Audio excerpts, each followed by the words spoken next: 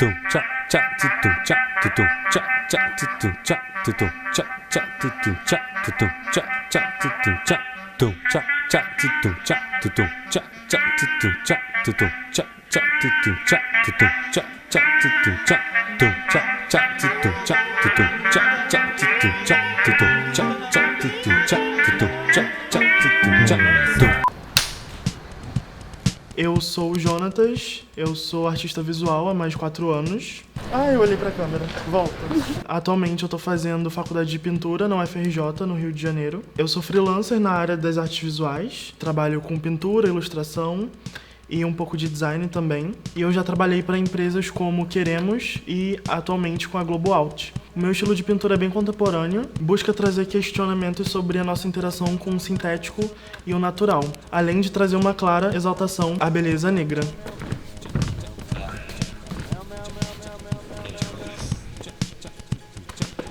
Jonatas, bloco 3, take 1.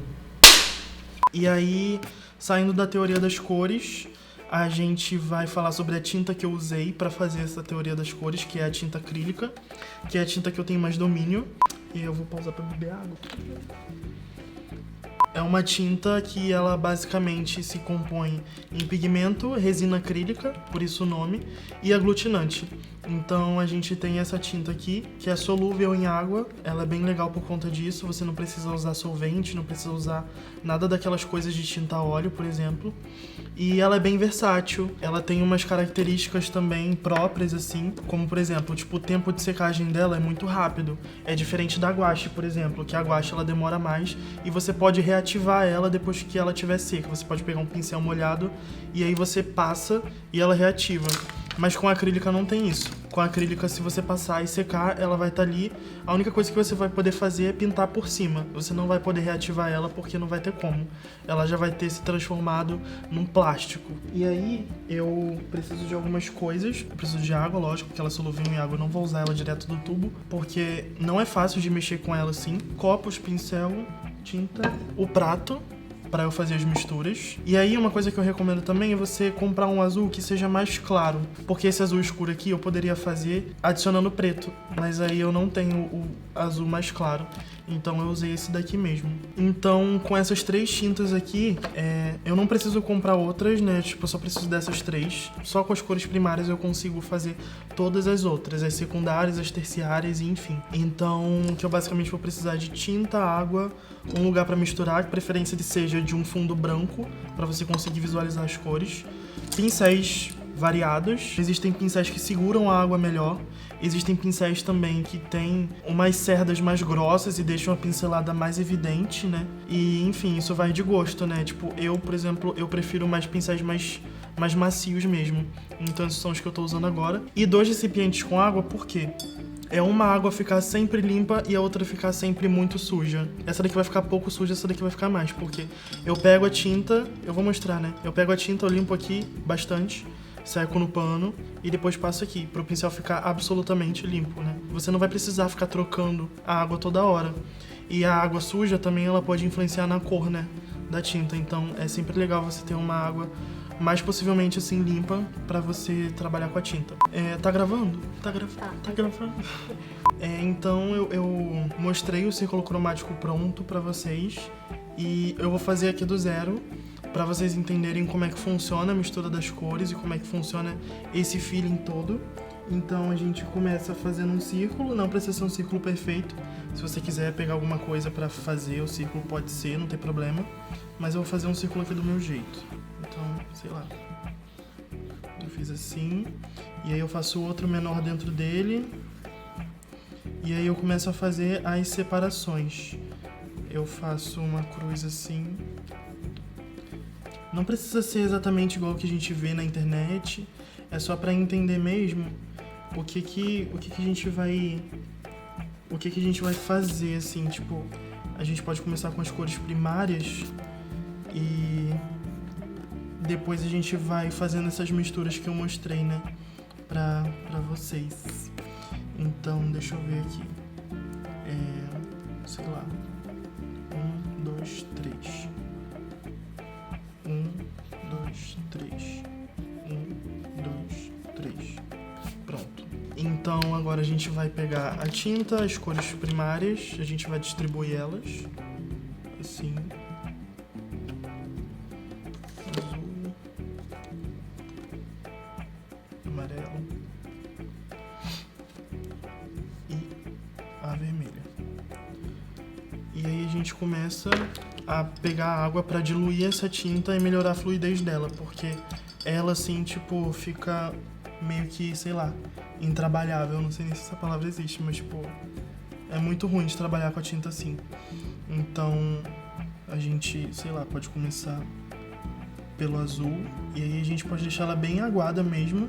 O legal da tinta acrílica, ela é bem versátil, porque você consegue simular, sei lá, técnicas como, sei lá, aquarela ou a própria tinta a óleo mesmo, né? Mas aí essa questão da tinta a óleo, tipo, a gente teria que trabalhar muitas camadas, né? É bem mais complexo.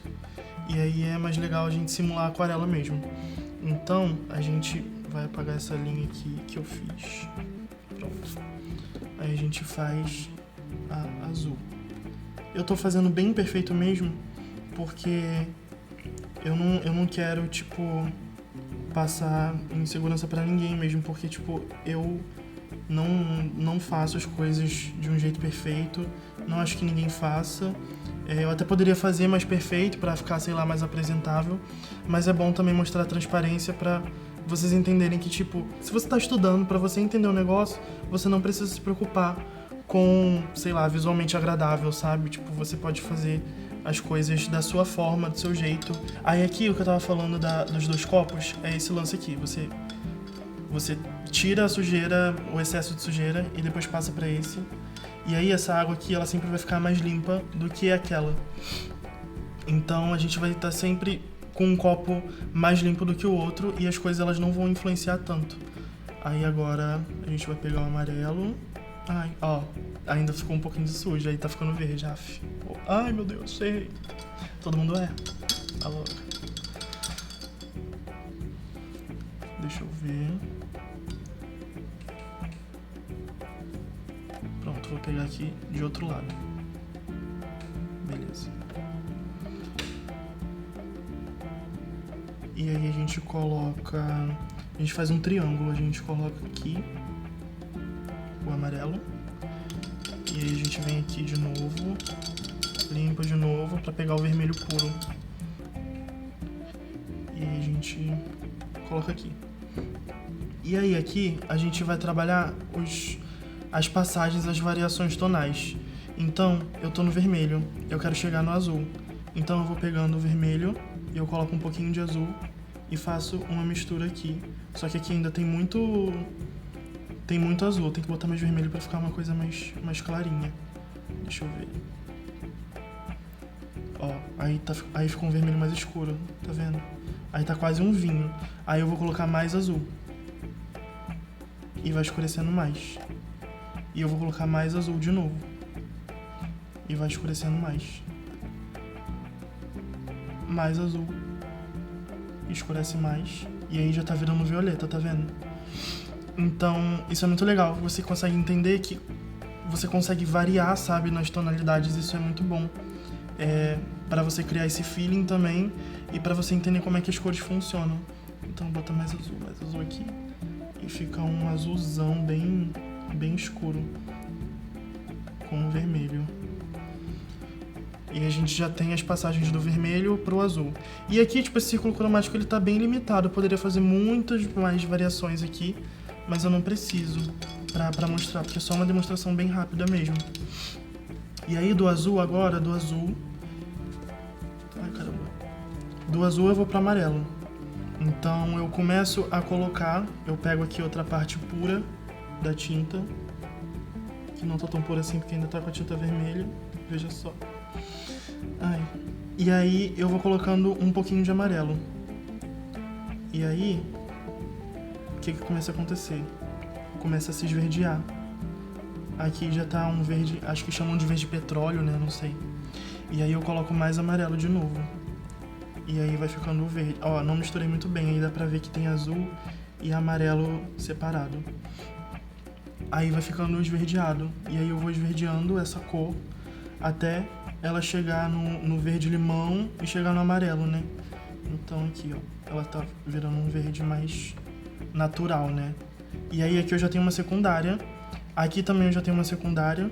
E já vou chegar no laranja, mas ainda tô fazendo essa mistura aqui, então. Aí eu faço esse verde bem limãozão. E aí eu já tenho basicamente a passagem do azul pro amarelo. E aí, vocês estão vendo que essa cor tá ficando super suja aqui. Tá ficando uma lamaceira, né? Mas é isso mesmo. É até aquele negócio que eu falei na teoria das cores, quando você mistura as cores primárias, você cria uma cor terciária muito... Meus professores, eles falam que é uma cor muito suja, né? Pode ser um tom terroso. Aqui vocês já começam a ver também que quando você mistura todas as cores, você cria uma cor totalmente terciária, assim, e indescritível, né? Basicamente. Aí agora eu vou do amarelo pro vermelho. Então eu vou pegar esse amarelo aqui e vou colocar em outro lugar. Eu vou pegar mais da bisnaga porque tá bem sujão isso aqui. E mais vermelho. Pronto. Beleza. Aí o que a gente começa a fazer? A gente pega bastante amarelo e pouco vermelho. E a gente tem um laranja ou, sei lá, é um amarelo mais quente, né? Porque o amarelo ele é muito neutro, assim, ele chega um pouquinho pro frio, mas ele é mais do esquema aqui das cores quentes, mas quando você coloca o vermelho ele começa a ficar mais quente. E aí eu vou colocar mais vermelho e o laranja vai ficar mais forte. E aí eu coloco mais vermelho e o laranja fica mais forte ainda. E aí fica um vermelho, mas um vermelho alaranjado, né? Aí a gente começa a criar mais possibilidades. Então, basicamente, o círculo cromático é isso, é a junção de todas as tintas. E aí quando eu coloco o vermelho aqui também, eu vou criar, sei lá, o que eu vou criar. Tipo, é uma cor muito, muito louca, assim, tipo... É uma cor suja, dá pra perceber que tem tanta cor aqui misturada em tantas proporções diferentes que você não é uma cor que, tipo, é uma cor legal de usar, sabe? Tipo, pra fazer as cores terciárias você pode misturar todas as cores, mas em proporções diferentes, pra criar nuances terrosos e tudo mais. Aqui eu não sei o que eu fiz, porque é só um copo pra mistura, mas é um bom exemplo de que você consegue ver que você não sabe definir que cor que é essa, porque você misturou todas as cores primárias juntas. Então... é um rolê doido. Aí também a tinta acrílica tem a questão da opacidade. Ela é uma tinta semi-opaca, que seria isso. É uma tinta que ela é transparente, mas não é tão transparente quanto a aquarela. Mas você consegue deixar ela tão transparente quanto a aquarela. Só que o que acontece aqui, quando você coloca muito azul, quando você não bota tanta água, ela não fica tão transparente. Você consegue fazer uma cor assim quase que opaca, assim, você quase preenche o branco da tela. Mas aí se você vai adicionando água aqui, ela vai ficando transparente e ela vai ficando mais clara. Ela vai perdendo pigmento e ganhando mais água, e ela vai ficando mais clara e mais clara. Então esse teste de opacidade também é muito legal, pra gente perceber que existem também possibilidades, né, dentro da própria tinta, do próprio pigmento. A gente não precisa fazer mistura se a gente não quiser também. A gente pode usar direto do tubo. E aí tem a questão da saturação também, que, por exemplo, eu tenho aqui o azul. Então, se eu pegar... deixa eu ver. Se eu pegar esse laranja... eu diminuo a opacidade dele. Ele fica menos vivo. E aqui, ele tá chegando quase perto de um cinza, tá vendo? Tipo, quando eu misturo o laranja. Porque o laranja é a cor complementar do azul. É a cor que tá no inverso, tá vendo? Do círculo cromático. Então, quando eu junto essas duas cores, elas vão se anulando. E aí elas criam um tom muito... muito morto, assim, tipo, em questão de vivacidade, assim. Ela fica uma cor dessaturada. Misturar as cores complementares também pra você ver se você gosta de alguma cor, assim, desaturada. É muito legal, porque quando você mistura cores saturadas e cores neutras, você começa a criar uma diversidade, né, na sua paleta de cores. Então, vocês percebem que eu criei aqui sem nenhuma referência agora, assim, na minha frente. Mas é importante entender que eu consegui criar esse círculo cromático porque eu já tenho a referência de um círculo cromático que eu fiz antes e o processo que eu fiz pra fazer ele, sabe? Então eu só consegui fazer esse daqui porque eu já tinha feito outro antes, sabe? Eu já tinha visto antes na internet como é que é um círculo cromático. Então é um bom exemplo de referência, né? É um bom exemplo de que você precisa ter uma referência para você criar alguma coisa. Recapitulando, existem várias formas de combinar, mas você também pode ter referência de paleta de cor.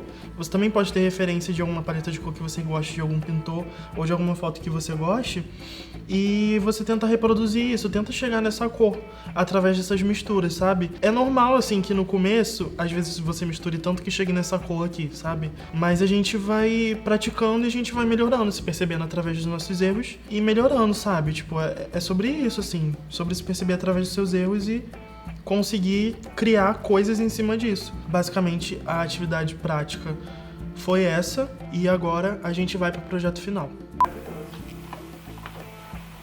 Antes de ir para o projeto final, eu tenho que mencionar mais uma coisa sobre as cores. Elas se dividem entre cores quentes e cores frias. E aqui você consegue perceber também que o amarelo e o roxo, eles ficam bem nessa fronteira mesmo, sabe? Desses dois grupos. E aí é por isso que quando a gente usa as cores complementares, elas fazem tanto sentido. Porque você tá juntando uma cor quente com uma cor fria. E aí cria um contraste muito grande, muito gritante, né? Você pode fazer exercícios que sejam um pouco controversos, sei lá, você pode desenhar uma paisagem com neve e tal, com cores quentes, ou então um deserto com cores frias, sabe? Tipo, você pode brincar com essas coisas. Até porque também tem uma questão psicológica nas cores, que quando você coloca cores frias, o ambiente ele fica mais calmo, ele fica mais literalmente frio mesmo, e quando você coloca as cores quentes, a composição ela fica mais animada, ela fica mais amistosa. Então é por isso que eu sempre gosto de usar tipo 2 quentes e 2 frias, sabe? Eu gosto de fazer esse balanço e essa diversidade assim de sensações. O que eu pensei para o projeto final seria a gente fazer uma pesquisa muito rápida sobre aqueles questionamentos que eu falei, dentro da poética e dentro do estilo também, que é basicamente perguntas sobre si mesmo, assim, tipo, quem é você, o que você quer passar com a sua arte, se o que você quer passar com a sua arte é uma coisa clara ou não, qual o viés, né, dessa coisa que você quer passar, se é uma coisa mais política, se é uma coisa mais social, se é uma coisa mais particular sua, de alguma coisa que você goste muito. E a gente vai fazer um desenho e uma pintura de teste, só pra gente ver se a gente conseguiu sintetizar essas coisas que a gente fez e escreveu, ou talvez pensou, não precisa escrever, em desenho, em arte. Por exemplo, as palavras que eu escolhi foram noite, casa, casas, sei lá, brincar na rua, bem aleatório mesmo, só pra vocês entenderem. Anos 90 e natureza. E aí, o que eu fiz? O que eu pensei juntando essas 5 palavras? Eu tentei deixar o mais poético possível, e aí eu fiz essa composição, e aí eu vou reforçar ela aqui com uma caneta para vocês conseguirem visualizar melhor. Eu fiz um ambiente, um cenário urbano. Aqui, um cenário urbano. Esse solo aqui seria de areia, e aí no caso depois eu ia fazer essa cor areia, né, na pintura. E aí aqui eu tenho 2 galhos aqui, e eu tenho as casas, eu tenho uma vizinhança aqui. Tem esse poste também, tem esses fios, o tênis no poste, tem a vegetação atrás e tem a noite. A pintura que eu pensei foi essa. Então o que essa pintura conta? Ela traz um pouco dessa nostalgia de como era brincar na rua, sabe? Então aqui tem os 2 galhos, então tinham crianças aqui brincando de pique-bandeira. É bem uma viagem doida mesmo. E aí elas estavam brincando de pique-bandeira, mas elas foram dormir, assim, é tipo Chaves mesmo, sabe? Tipo, a vaca tava no pasto, mas não tá mais. É tipo isso, só que aqui não tá em branco, né? É basicamente isso que eu pensei, juntando essas 5 palavras. Apesar de eu não ter nascido nos anos 90, eu nasci em 99, né? Bem no final. Mas eu sei que isso fazia parte de uma cultura da época, né? E tinha todas essas brincadeiras de rua, eu peguei o fim disso. Então eu gosto muito de resgatar essas memórias também. E aí eu vou fazer a pintura e vocês vão ver como é que vai ficar o resultado. Agora eu tô aqui na minha casa, no meu quarto, /ateliê. Antes de tudo, quando a gente for fazer uma pintura, é muito importante que a gente prenda o papel com fita crepe. Porque que acontece? Quando a gente usa tinta à base d'água, pode ser o melhor papel do mundo, mas ele vai acabar enrugando uma hora ou outra. Você pode fazer o traçado do desenho e depois você vem com essa fita, né, se você preferir. Porque também tem um lance de algumas pessoas preferirem deixar o papel livre para poder ficar girando ele e tal na hora de fazer o traçado do desenho. Tem a diferença também da borracha pro limpa-tipo, que é o limpa-tipo, ele não agride tanto papel. Ele é como se fosse uma massinha, é como se fosse uma borracha moldável, só que dependendo da pressão que você coloca, que você aplica o lápis, ou se você estiver usando carvão, pode ser que não apague tudo. E isso é até bom também, porque você pode usar isso a seu favor, porque, por exemplo, você faz um esboço muito forte, você vai pintar por cima depois, pode ser que quando você venha com a tinta, o grafite se misture e aí a cor fica meio suja. É legal você passar um limpa-tipo assim bem de levinho quando acabar o esboço, pra começar então com a pintura em si. Vamos lá. Vou fazer isso aqui rapidinho. Esse lápis aqui que eu tô usando também é um lápis da Faber-Castell 6B. Ele é R$2,50, ele é bem baratinho. E a gente já consegue fazer muita coisa só com lápis, mas como a gente tá falando sobre pintura, a gente vai de pintura, né? Não só do desenho em si. Nesse caso aqui eu tô fazendo desenho linear. Eu não vou fazer desenho tonal, eu só vou fazer desenho linear e vou direto pra pintura.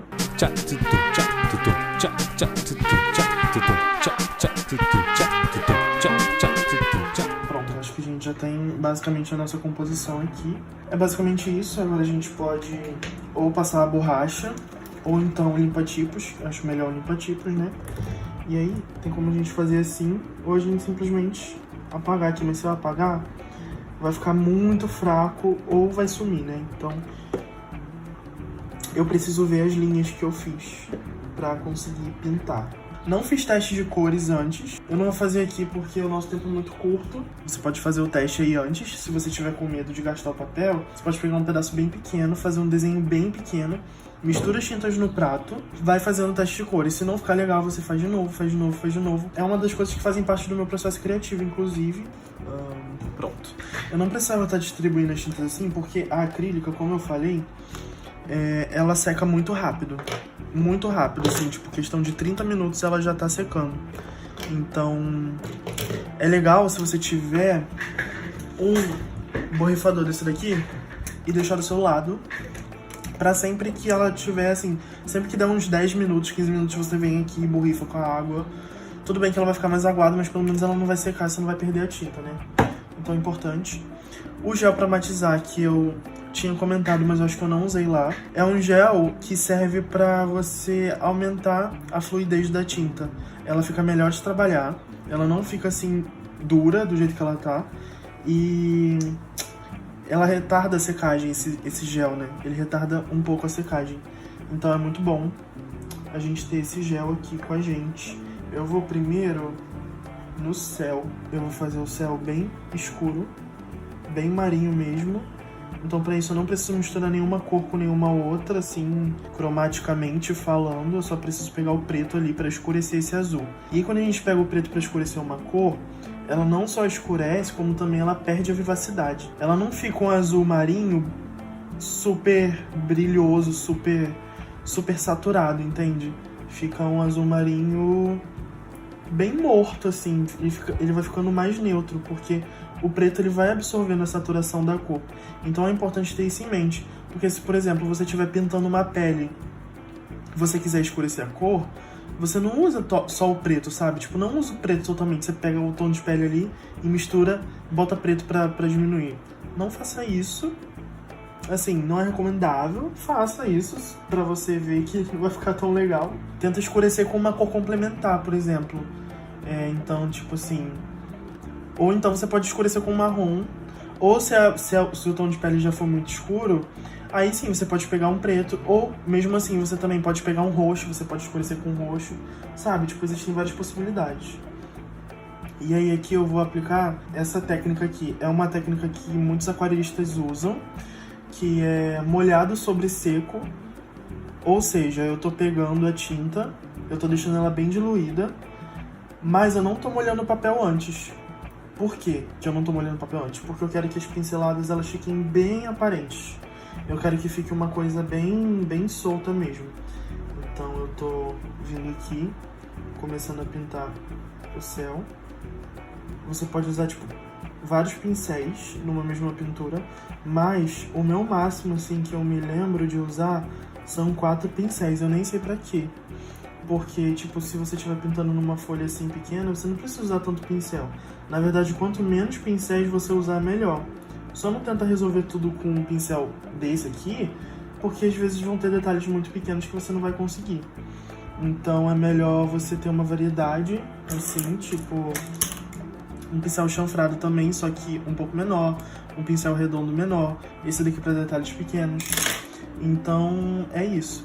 E o meu azul já acabou, eu vou ter que misturar de novo. É uma coisa que eu sempre esqueço, mas é sempre bom lembrar que é melhor sobrar do que faltar. Então, se você está pintando com tinta acrílica e você fez uma mistura de cor muito complexa, e assim, por sorte, essa mistura aqui não é tão complexa assim, é bom que você coloque mais tinta do que você precisa no godê, assim, no godê ou no prato, né? Porque quando a gente deixa pouca cor, quando a gente deixa pouca mistura no prato, a gente automaticamente se força a usar menos aquela tinta. Isso é uma coisa que eu vi no vídeo no YouTube e eu vi que faz muito sentido. Eu falei, puta merda, sou eu. Tipo assim, eu fiz pouquíssima mistura aqui, mas eu acho que vai dar pra completar, não vou precisar fazer de novo não. Aqui a gente já basicamente finalizou o céu. Eu vou fazer uns pontinhos depois, né, pra simbolizar as estrelas e tudo mais. Mas agora eu vou para o asfalto, que vai ser basicamente esse mesmo azul aqui que eu tava usando, só que eu escureci ele mais, porque a gente sabe que o asfalto, ele é quase, né, um preto, assim, mas alguns são meio cinza frios e tal. Então eu pego um branco também. E eu vou colocar bastante água. E eu vou fazer agora, só pra demonstrar, eu vou fazer a técnica molhado sobre molhado. Então a gente vem, prepara, passa antes só água pura. No caso, essa água também é suja porque eu já tô limpando o pincel. Bem rápido, porque a tinta acrílica ela seca bem rápido e a água também seca muito rápido. E aí, quando você vem com a tinta, ele dá um efeito meio aquarelado. Tudo bem que a acrílica não é aquarela, né? A gente sabe. Mas dá um efeito bem aquarelado, tá vendo? Ele começa a dissipar, assim. A tinta ela começa a sangrar, entre aspas. Então é um efeito muito interessante. E aí eu vou demarcar aqui uns valores negativos. O que é isso? Tipo, eu deixo um espaço de propósito, porque depois eu vou entrar com uma cor muito clara. Então não é muito legal você pintar, tipo, tudo escuro, assim, pra depois você vir com uma cor clara, porque ela não vai sobressair. Porque geralmente cores claras e cores quentes, como tipo vermelho, magenta e amarelo, são cores muito transparentes. Elas não conseguem ficar por cima aqui. Se eu pintar aqui, por exemplo, não vai ficar um amarelo. Se eu pintar de amarelo aqui, não vai ficar amarelo, vai ficar tipo sei lá, tipo um marrom, alguma coisa assim. Então é legal sempre a gente pensar nisso. Vocês estão vendo aqui, ó, que o papel ele já começou a enrugar. Mas tem as fitas aqui que estão segurando. E aí, o que eu vou fazer agora? Eu vou fazer a vegetação. A vegetação ela tá bem lá no horizonte. Eu vou fazer um verde bem frio. Ou seja, o que significa um verde bem frio? É um verde que ele é mais azulado do que amarelado, entendeu? E aí eu vou fazer a técnica molhado sobre seco de novo, porque eu quero manter uma unidade na pintura. Então eu tô pintando tudo de uma forma só.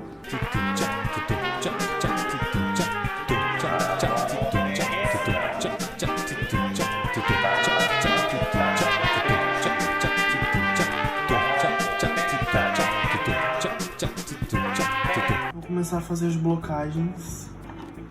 Vou começar a usar um vermelho puro e eu gosto muito de fazer isso. Eu vou colocando várias cores vivas em blocos e esses blocos se distribuem e criam uma coisa assim muito mais viva para a pintura.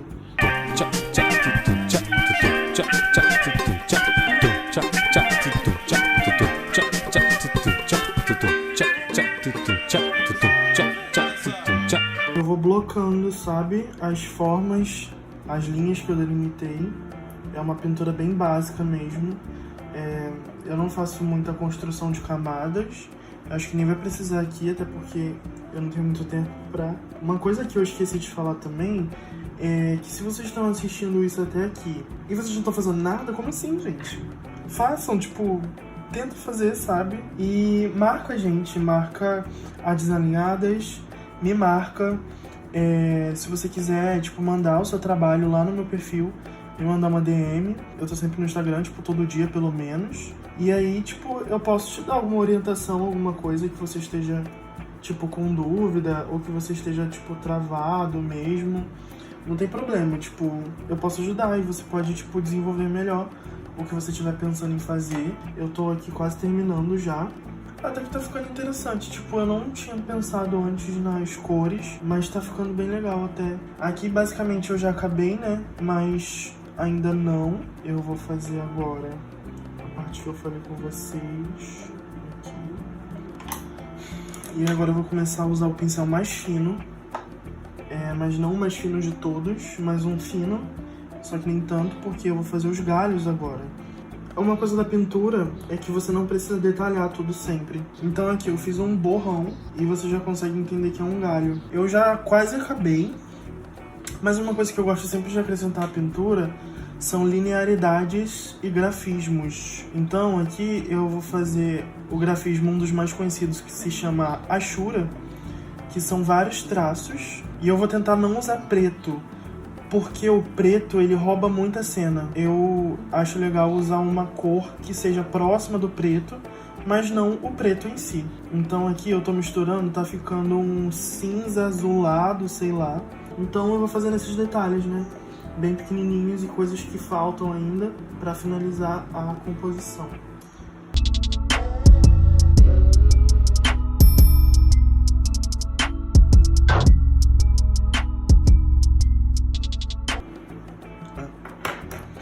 Aqui eu preciso desenhar os fios do poste.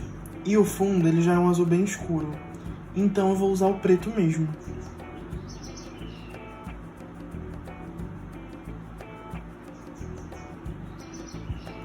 E agora a única coisa que eu vou fazer para finalizar mesmo vão ser as estrelas.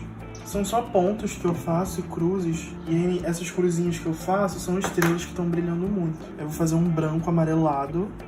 Não vai chegar a ser um amarelo, né, eu acho. E aí eu venho aqui e faço uns pontinhos. E aí eu vou distribuindo eles de uma forma que pareça uma constelação.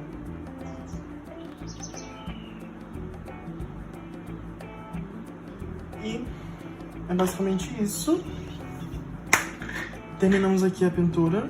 Uma pintura bem aguadona, bem solta, bem perfeita, bem livre mesmo, porque é muito importante a gente ter esse nosso momento de liberdade, onde a gente consiga fazer sem se pressionar e ver se tá bom, se não tá legal, se você gostou, se você não gostou, se condiz com aquilo que você quer. Então é isso aí, tá bom? Um beijo.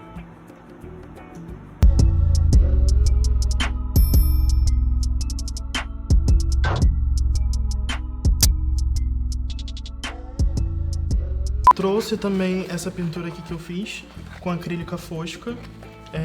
O nome dessa pintura se chama O Sol Caiu do Céu. E aí, se eu tivesse que pensar em palavras para compor essa pintura, eu pensaria em figura humana preta, sol e natureza, que é basicamente o que a gente tem aqui. Só que o sol, ele tá meio surreal, né, assim por dizer. É uma forma, né, de processo criativo. Eu faço esse jogo de palavras e aí eu transporto pro papel ou transporto pro digital.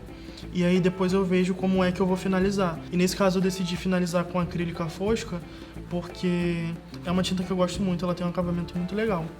Apesar de parecer difícil, mas você não vai saber se você não tentar. Então, o mais importante de tudo é que você tente e faça aí na sua casa, sabe? Ou onde você estiver. Obrigado. A oficina foi essa, a oficina termina aqui. Tentem fazer esses exercícios que eu propus aqui pra vocês. Essa oficina foi sobre desenvolvimento artístico, pintura com tinta acrílica. Eu espero que vocês tenham de verdade absorvido alguma coisa aqui. Eu acho importante compartilhar conhecimento porque é sempre importante que a nossa comunidade se fortaleça, né? Porque é difícil ser artista e ser da Baixada Fluminense. É difícil pra caralho. Mas não é impossível e eu tô aqui e muitas outras pessoas também estão aqui de prova. Então eu tô aqui mesmo falando pra vocês tipo, não desistirem. Não desistir quando errar na primeira vez ou na 10ª ou na 100ª vez, porque é assim mesmo, sabe? Tipo, assim como a vida, tipo, é inconstante, a nossa arte também é, os nossos processos também são. E tudo é um processo de autodescoberta e de aceitação dos nossos erros mesmo. Então faz parte, sabe? Tipo, é natural, é o processo natural das coisas. Eu fico por aqui e até uma próxima. Ou até mais, né? Quem sabe? Sei lá, alô. É isso.